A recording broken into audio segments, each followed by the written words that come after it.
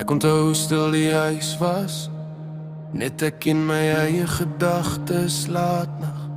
Toe verander alles skielik, nou slaap ek skaars nog deur die nag. Bottels in die wasbak, hoe swaar van mijn slaap. En party daar voel het honestly, asof ek myself verloor. Maar dan glimlach jy vir my, met daai klein hand om my vinger vas. En skielik maak al die chaos vir my weer sin. Want nobody waarsku jou hoe moeilik dit is om aan te pas nie. Hoe jy moet leer om jouself heeltemal nie te leer ken. Maar liefde verander alles, selfs die dele wat seer is.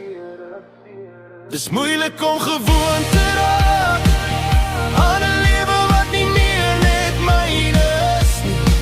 Maar every sleepless night, every sacrifice was die moeite werd vir hierdie blessing. En ek sal weer deur die storms loop, weer myself heeltemal verloor. Want in die middel van die chaos het ek iets mooier as myself gevind. Nou hardloop tyd vinniger, foto's word memories op my foon. En ek besef die klein oomblikke was eintlik die grootste geskenke. Die eerste keer wat jy mama sê, of papa fluister voor jy slaap.